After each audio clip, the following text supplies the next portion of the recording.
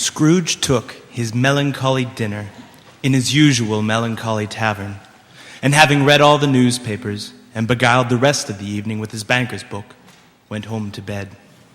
He lived in chambers which had once belonged to his deceased partner. They were a gloomy suite of rooms in a lowering pile of building up a yard. The building was old enough now, and dreary enough, for nobody lived in it but Scrooge, the other rooms being all let out as offices.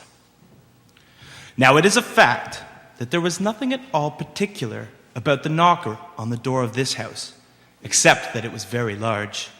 Also, that Scrooge had seen it night and morning during his whole residence in that place.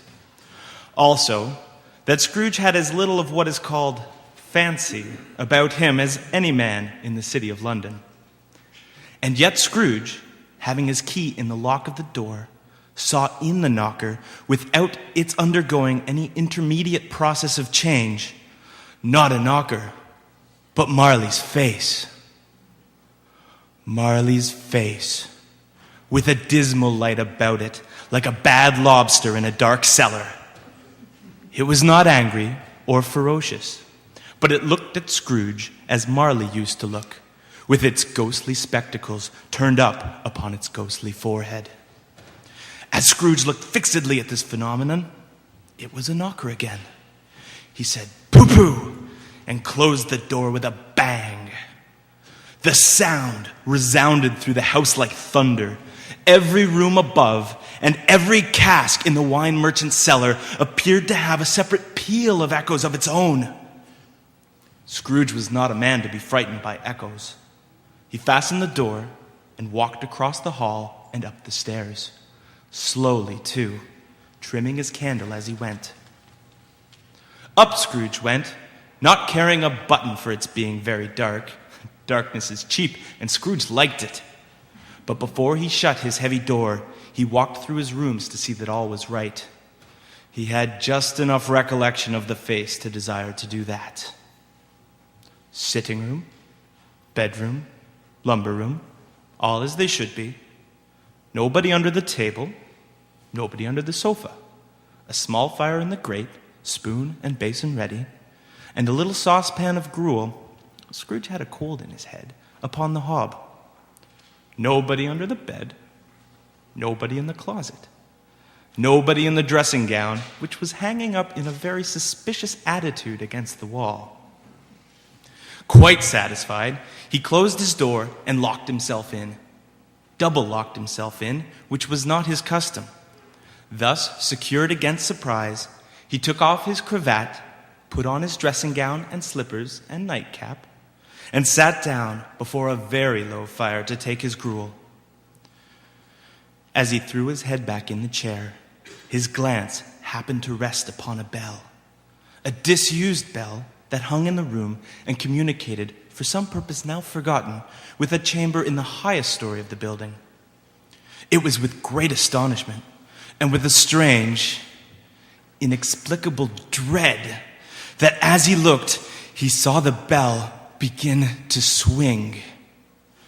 Soon it rang out loudly, and so did every bell in the house. This was succeeded by a clanking noise, deep down below, as if some person were dragging a heavy chain over the casks in the wine merchant's cellar. Then he heard the noise much louder on the floors below. Then, coming up the stairs. Then, coming straight towards his door. It came on through the heavy door, and a specter passed into the room before his eyes. And upon its coming in, a dying flame leaped up as though it cried, "I know him! Marley's ghost!" The same face, the very same. Marley in his pigtail, usual waistcoat, tights and boots. His body was transparent, so that Scrooge, observing him and looking through his waistcoat, could see the 2 buttons on his coat behind. Scrooge had often heard it said that Marley had no bowels, but he had never believed it until now. No, nor did he believe it even now, though he looked the phantom through and through and saw it standing before him, though he felt the chilling influence of its death-cold eyes and noticed the very texture of the folded kerchief bound about its head and chin. He was still incredulous. "How now?" said Scrooge, caustic and cold as ever. "What do you want with me?" "Much." Marley's voice, no doubt about it. "Who are you?" "Ask me who I was." "Who were you then?" "In life, I was your partner, Jacob Marley." Can you sit down?" "I can." "Do it then." Scrooge asked the question because he didn't know whether a ghost so transparent might find himself in a condition to take a chair. But the ghost sat down on the opposite side of the fireplace as if he were quite used to it. "You don't believe in me?" "I don't." "What evidence would you have of my reality beyond that of your senses?" "I don't know." "Why do you doubt your senses?" "Because a little thing affects them. A slight disorder of the stomach will make them cheats. You may be an undigested bit of beef, a blot of mustard, a crumb of cheese, a fragment of underdone potato. Oh, there's more of gravy than of grave about you, whatever you are." Scrooge was not much in the habit of cracking jokes, nor did he feel in his heart by any means waggish then.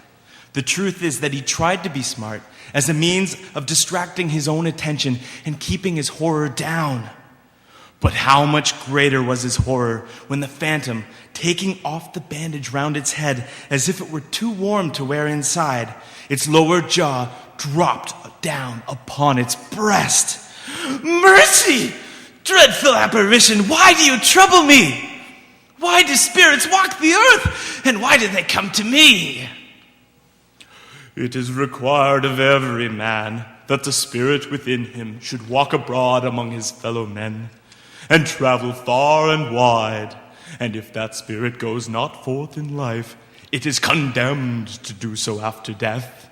I cannot tell you all I would, a very little more is permitted to me. I cannot rest, I cannot stay, I cannot linger anywhere. My spirit never walked beyond our counting house. Mark me, in life my spirit never roved beyond the narrow limit of our money-changing hole, and weary journeys lie before me." 7 years dead, and traveling all the time? You travel fast? "On the wings of the wind." "You might have got over a great quantity of ground in 7 years. Oh, blind man, not to know that ages of incessant labor by immortal creatures for this earth must pass into eternity before the good of which it is susceptible is all developed. Not to know that any Christian spirit working kindly in its little sphere, whatever it may be, will find its mortal life too short for its vast means of usefulness. Not to know that no space of regret can make amends for one life's opportunities misused. Yet I was like this man. I once was like this man." "But you were always a good man of business, Jacob," faltered Scrooge, who now began to apply this to himself. "Business? Mankind was my business. The common welfare was my business. Charity, mercy, forbearance, benevolence were all my business. The dealings of my trade were but a drop of water in the comprehensive ocean of my business." It held up its chain at arm's length, as if it were the cause of unavailing grief, and flung it heavily upon the ground again. "At this time of rolling year I suffer most. Why did I walk through crowds of fellow beings with my eyes turned down, and never raise them to that blessed star which led the wise men to a poor abode? Were there no poor homes to which its light would have conducted me? Scrooge was very much dismayed to hear the spectre going on at this rate, and began to quake exceedingly.